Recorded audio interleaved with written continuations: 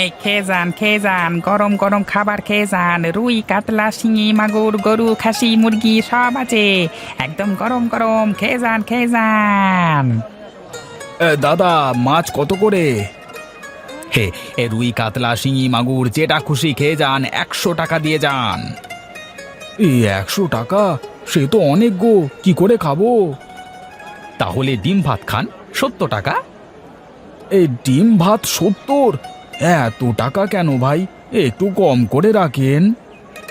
এই কম হবে না, খেলে খান না হলে যান। কোথায় আর যাব? আশেপাশে তো আর কোনো হোটেল নেই। খুব জোর ক্ষুধা পেয়েছে, আপনি আমাকে ডিম ভাতই দিন। যান যান, টেবিলে বসুন। এই কনাই, এখানে 1 প্লেট ডিম ভাত লাগা। দিচ্ছি ওস্তাদ। কি ক্ষুধা পেয়েছে, চল হোটেলে গিয়ে খেয়ে আসি। কি করে যাব খেতে ওখানে? খাবারের অনেক দাম। সকাল থেকে 50 টাকা ভাড়া মেরেছি, তাই দিয়ে কি আর খাওয়া হবে? ঠিকই বলেছিস একদম। এরা মানুষকে খাওয়ানোর কথা বলে দিনে দুপুরে ডাকাতি করছে। কি আর করবে, মানুষ পেটের জ্বালাতে খাওয়া লাগে। বাজারে কাজে এসে ক্ষুধা লেগে গেলে করবেটা কি মানুষ না খেয়ে?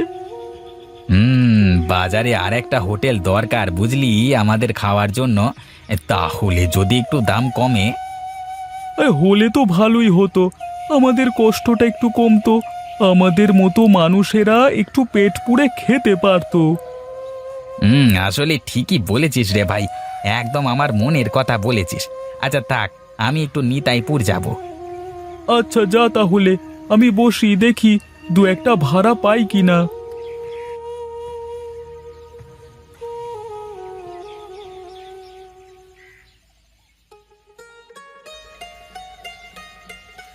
কি গো, কি ব্যাপার?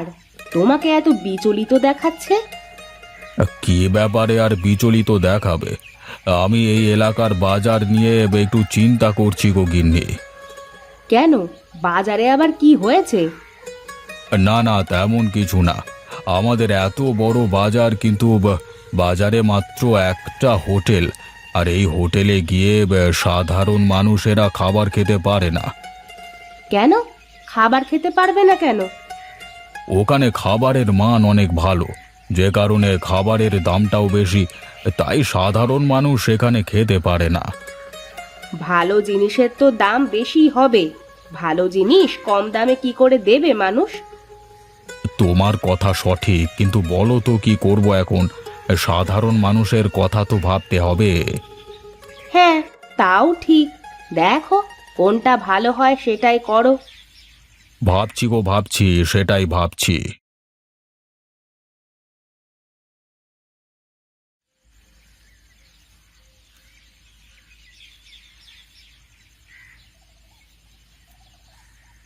জমিদার সাহেব, আসতে পারি? হ্যাঁ হ্যাঁ, এসো।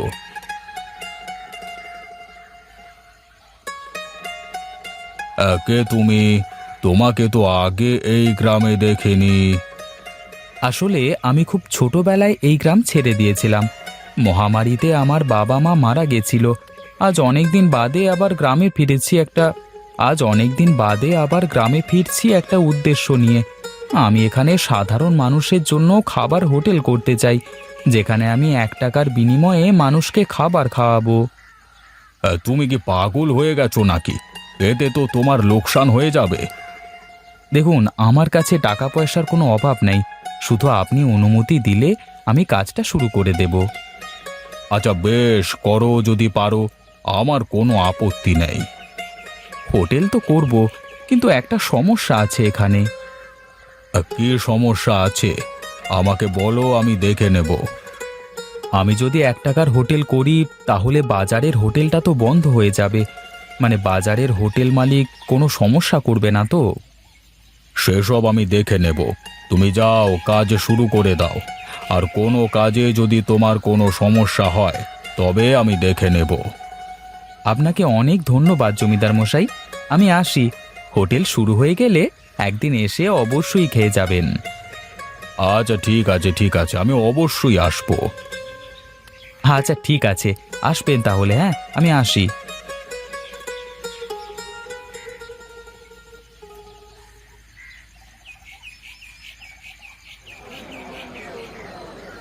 আসুন আসুন, খেয়ে যান খেয়ে যান, 1 টাকায় পেট পুড়ে ভাত খেয়ে যান খেয়ে যান। আরে জমিদার বাবু, আসুন আসুন আসুন, বসুন এখানে। তা লোকজনের দেখছি ভিড় উপচে পড়ছে। আরে এত লোকজনকে খাওয়াতে পারবে তো? আপনাদের দোয়া সাথে থাকলে পারবো জমিদার বাবু। করতে থাকো কাজ যত দূর পারো। কোনো সাহায্য লাগলে আমাকে বলবে, কেমন? আচ্ছা ঠিক আছে, বলবো। হরি, জমিদার বাবুকে খাবার দে। আরে না না, আমার কোনো খাবার লাগবে না। তা কি করে হয়? আজকে প্রথম আমার হোটেলে আসলেন, খাবার না খেয়ে চলে যাবেন, তা কি করে হবে? আমি রাস্তায় আসবার পথে মানুষের মুখে তোমার হোটেলের প্রশংসা শুনেছি। লোকে তোমার হোটেলের খাবার পছন্দ করেছে, এটাই অনেক। আমি আরেকদিন এসে খেয়ে যাব। হ্যাঁ আচ্ছা ঠিক আছে, আসুন তাহলে। আচ্ছা ঠিক আছে, চালিয়ে যাও, আমি পাশে আছি।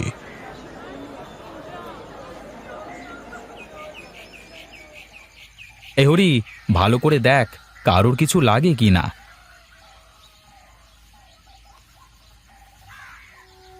হায় হায় হায় হায় রে, আমার ব্যবসায় এভাবে লালবাতি জ্বলে গেল। এখন আমি কি করব? কিছুই করবার নেই, বসে বসে মশা মাছি তাড়ান।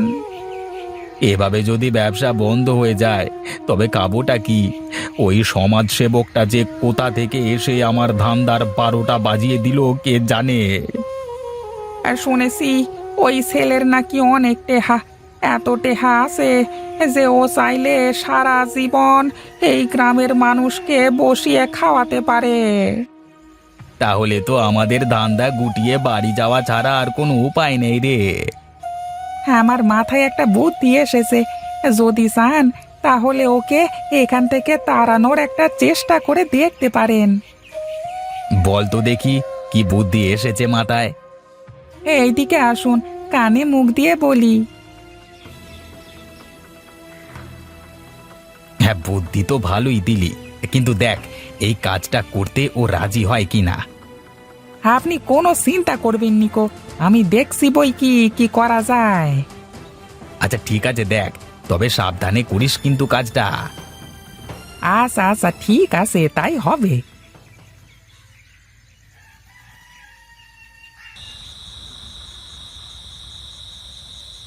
এই হরি ভাই দাঁড়াও একটু। আরে গনাই, তুই রাতের বেলায় এই বাজারে কি করিস? তোদের ব্যবসা তো আর চলে না, তাহলে এত রাত হলো যে তোর আসতে? সে কথা আর বলিস না রে ভাই, খুব বিপদে আছি। যে হোটেলে কাজ করতাম সেটা তো আর আগের মতো চলে না, তাই দিন রাত অনেক কাজ খোঁজবার চেষ্টা করছি। তোমরা তোমরা তো আমাদের একেবারে পথে বসিয়ে দিলে। কি করব বল ভাই, আমারও তো খারাপই লাগে তোদের জন্যে, কিন্তু তোদের একার একটু অসুবিধে হলেও এলাকার অসহায় মানুষেরা কিন্তু দুবেলা পেট পুড়ে খেতে পারছে। সে না হয় পারছে, কিন্তু তুই কি পেয়েছিস বল? দিন শেষে ক টাকা পাস? হ্যাঁ রে ভাই, আমাকে তো তেমন টাকা দেয় না। আমার কাছে একটা কাজ আছে তোর জন্যে, যদি তুই কাজটা করে দিস তবে অনেক টাকা পাবি, আর ভালো বেতনের কাজও পাবি। হ্যাঁ, কি কাজ বল তো দেখি আমাকে। কিন্তু এই কাজ করাটা কি ঠিক হবে? ভেবে দেখ, তুই যদি এই কাজ করতে পারিস তবে আর কোনো দিন কোনো কাজ করতে হবে না তোকে। আচ্ছা যা তুই, আমি কালকে সকালবেলায় তোকে জানাবো। আচ্ছা ঠিক আছে।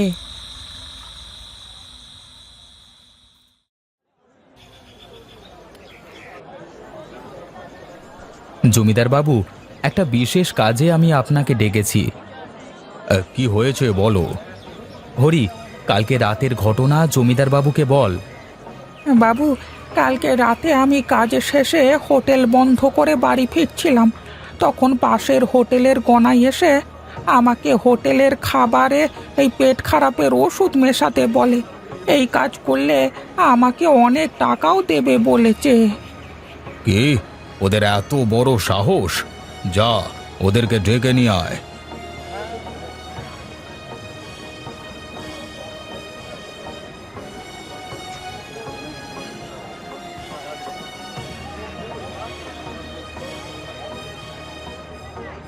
তোদের এত বড় স্পর্ধা!